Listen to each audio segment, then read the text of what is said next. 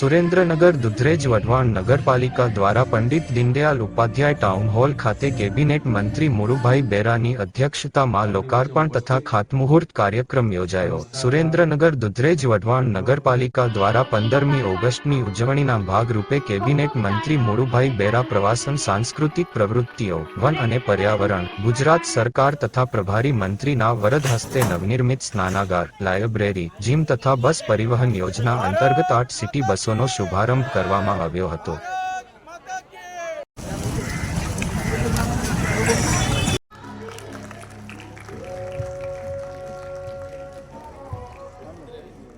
તૈયાર થયેલી હોય ને એવી સુંદર મજાની તૈયાર થઈને બહાર આપણી 8 સિટી બસ છે।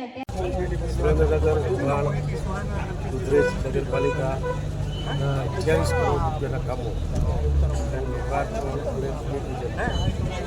ખાતમુહૂર્ત આજે કરવામાં આવ્યું છે। આજે વર્ષો પહેલાંથી સિટી બસ બંધ થઈ હતી, એ પણ આજે શુભારંભ કરવામાં આવ્યું છે।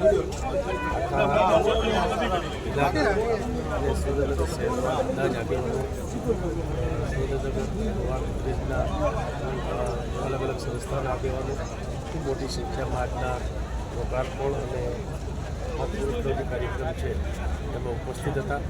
હમણાં જ આ કાર્યક્રમ સંપન્ન કરવામાં આવ્યો છે। 8 જેટલી બસો સિટી બસ નો પણ આજે શુભારંભ થયો છે। સુરેન્દ્રનગર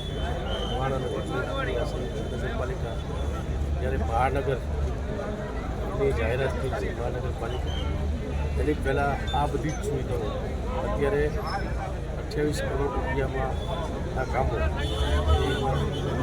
લોકાર્પણ છે 1 કરોડ 60 લાખ, બાકીના કામો હવે શરૂ કરવાના એનું આજે ખાતમુહૂર્ત થયું। એનાથી અનેક વિકાસના કાર્યોની જે જરૂરિયાત હતી આવા પ્રકલ્પો આજે શરૂ કરવાનો આજે સ્વતંત્ર પર્વના દિવસે આજે આ બધા કામો ખાતમુહૂર્ત